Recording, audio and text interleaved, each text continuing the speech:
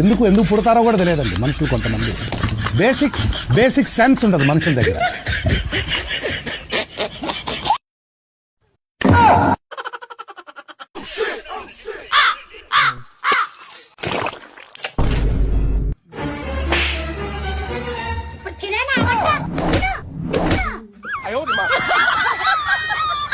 సంసారం తినేది గినేది గ్యాస్ ఉండదా మీకు?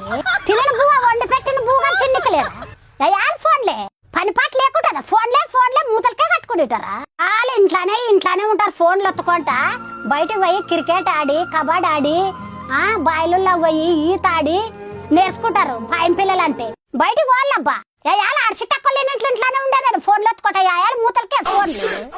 మగ పిల్లలు అంటే ఎట్లుండాలనుకుంటారు? మీకు పిల్లలు ఎవరిస్తారా? మమ్మీ మేము ఆల్రెడీ అవే ఆడుతున్నాం మమ్మీ. నేను క్రికెట్ ఆడుతున్నా, వీడు ఫ్రీ ఫైర్ ఆడుతున్నాడు, పబ్జీ ఆడుతున్నాడు. అవన్నీ దట్టి గేమ్స్ మమ్మీ, కబడ్డీ క్రికెట్ అవన్నీ.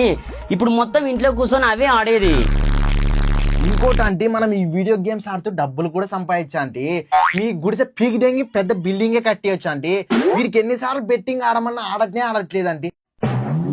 ఒకసారి మీరన్నా చెప్పండి ఆంటీ బెట్టింగ్ ఆడమని.